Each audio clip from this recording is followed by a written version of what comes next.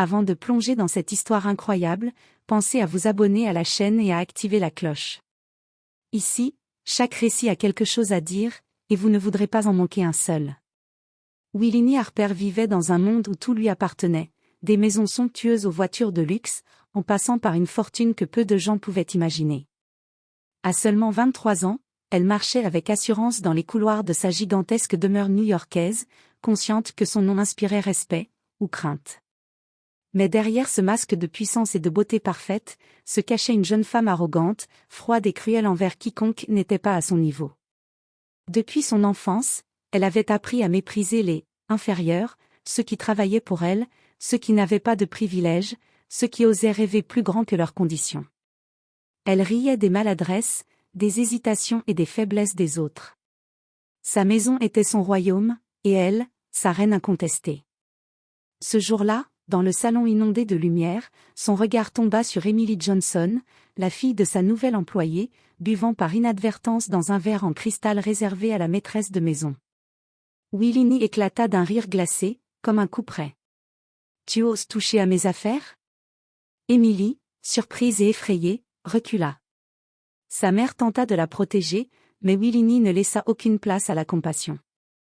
Elle se détourna, claquant la porte derrière elle, laissant derrière elle un silence pesant et la certitude que personne n'échapperait jamais à son jugement. Pourtant, ce qu'elle ne savait pas encore, c'est que ce petit incident allait déclencher une série d'événements qui bouleverseraient sa vie. Car sous son arrogance et son mépris, le destin avait prévu une leçon qu'aucune richesse ne pourrait lui acheter, la vérité sur elle-même, sur ses erreurs, et sur ce que signifie réellement aimer et être aimé. Willini Harper ne connaissait que deux règles, posséder et dominer. Chaque geste, chaque parole, chaque sourire était calibré pour rappeler aux autres qu'elle était au sommet de l'échelle sociale. Dans sa somptueuse demeure de Manhattan, chaque objet scintillait d'opulence, et chaque pièce respirait le pouvoir. Mais pour Willini, ce n'était jamais assez, il fallait qu'elle règne également sur les cœurs et les esprits de ceux qu'elle considérait comme inférieurs. Ce matin-là, la lumière dorée du soleil pénétrait par les immenses baies vitrées du salon lorsque Willini aperçut Emily Johnson, la fille de sa nouvelle employée, buvant dans un verre de cristal réservé à la maîtresse de maison. Le geste était insignifiant pour n'importe qui, mais pour Willini, c'était une offense personnelle. « Tu oses toucher à mes affaires ?» lança-t-elle, la voix glaciale et tranchante comme une lame. Emily sursauta, renversa légèrement le verre et le posa précautionneusement sur la table.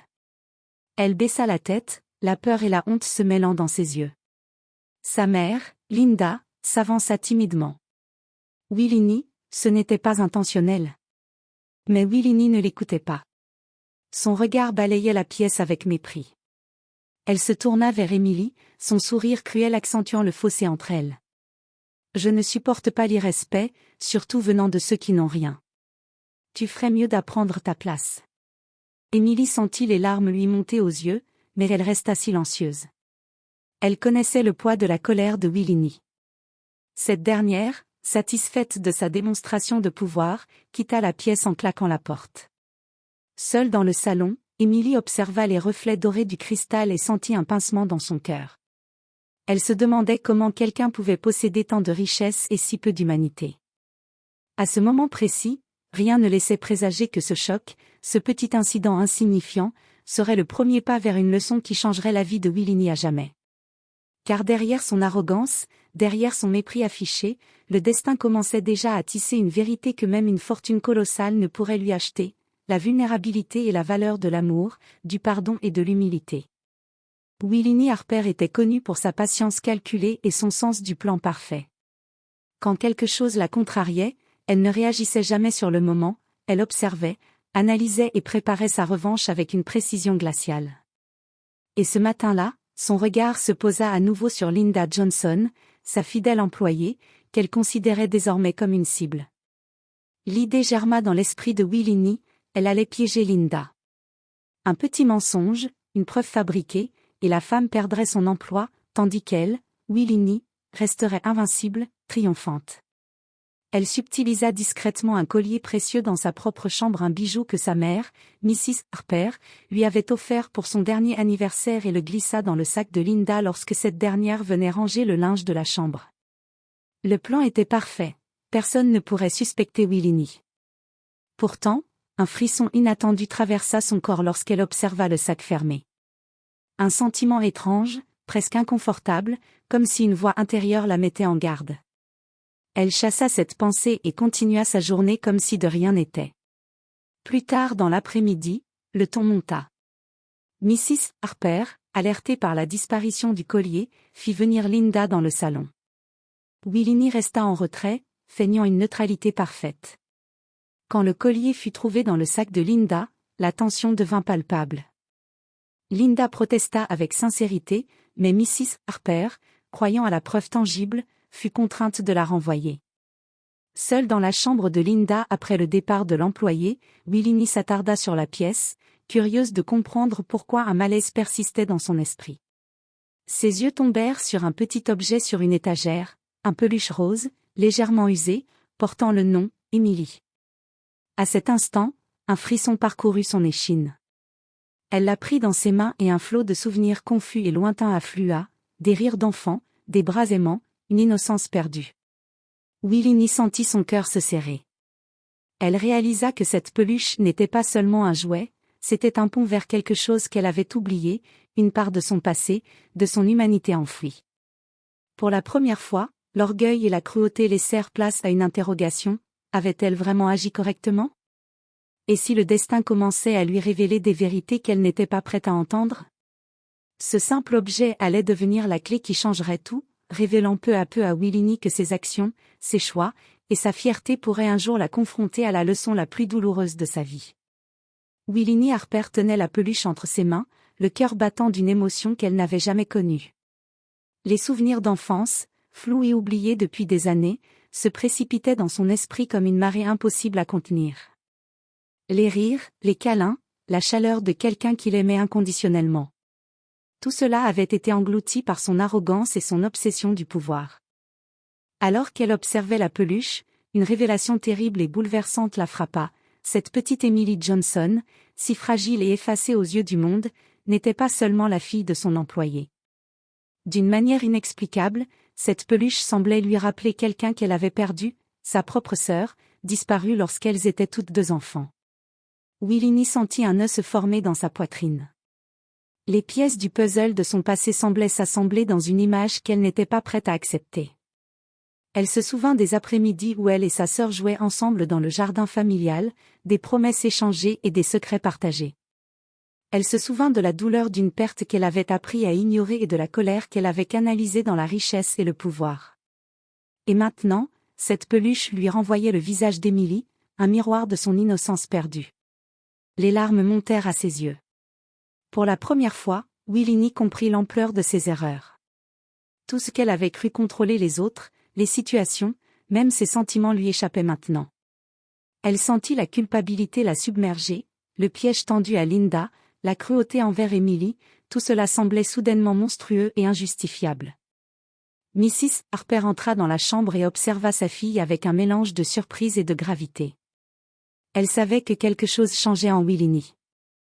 Les murs d'orgueil et de supériorité commençaient à s'effriter, laissant apparaître un cœur capable de compassion et de remords. « Willini, dit-elle doucement, ce que tu tiens dans tes mains n'est pas seulement un jouet, c'est un rappel de qui tu étais, et de ce que tu peux encore devenir. » Cette phrase résonna profondément en elle. Willini comprit qu'elle ne pourrait plus ignorer la vérité, son comportement, son arrogance et son mépris pour les autres l'avaient conduite au bord d'une solitude qu'aucune richesse ne pourrait combler. Elle avait enfin entrevu la première étincelle d'une leçon qu'elle n'oublierait jamais. Et tandis que le soleil déclinait à travers les baies vitrées de la demeure Harper, une transformation silencieuse commença en elle. La jeune millionnaire arrogante allait bientôt découvrir la valeur de l'humilité, de l'amour et du pardon. Les jours qui suivirent furent lourds de silence et de réflexion pour Willini Harper. Elle n'était plus la jeune femme arrogante et sûre d'elle qu'elle avait été. Chaque geste, chaque pensée, portait désormais le poids de ses erreurs passées. La peluche d'Emily, qu'elle gardait précieusement, lui rappelait constamment que l'innocence et l'amour ne s'achètent pas, et que le mépris envers les autres peut coûter bien plus cher que la richesse. Avec courage, Willini décida de se confronter à ses fautes. Elle confessa à sa mère, Mrs. Harper, le piège tendu à Linda, expliquant comment elle avait placé le collier volé dans le sac de l'employé. Mrs. Harper, bien que sévère, sentit que la sincérité de sa fille était réelle et accepta de réparer les torts.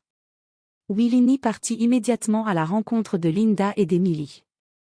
Elle les trouva dans le petit jardin derrière la maison, où Emily jouait timidement, comme si elle sentait qu'un changement était sur le point de se produire. Willini s'agenouilla, la voix tremblante mais sincère. « Emily. Linda, je vous ai fait du mal. Je ne peux pas effacer ce qui s'est passé, mais je veux réparer mes erreurs et apprendre à vous respecter et à vous aimer. » Emily, d'abord méfiante, observa les larmes dans les yeux de Willini. Après un moment de silence, elle tendit la main et la prit. Ce simple geste symbolisait le début d'une réconciliation difficile mais possible. Linda, émue, comprit que la transformation de Willini était réelle et décida de lui accorder une seconde chance. Avec le temps, les relations changèrent. Willini apprit à écouter, à comprendre et à aider ceux qui l'entouraient. Elle découvrit le plaisir de la vraie complicité et de l'affection sincère, et réalisa que la richesse matérielle ne valait rien face à la richesse du cœur. Emily devint un lien précieux, rappelant à Willini que l'amour et la bonté pouvaient guérir même les blessures les plus profondes. En regardant le soleil se coucher sur la ville depuis la terrasse de sa demeure, Willini sentit une paix qu'elle n'avait jamais connue. Elle avait appris la leçon la plus dure de sa vie, l'arrogance détruit, mais l'humilité, l'amour et le pardon construisent. Et pour la première fois, elle était prête à être une personne meilleure, pour elle-même et pour ceux qui comptaient vraiment.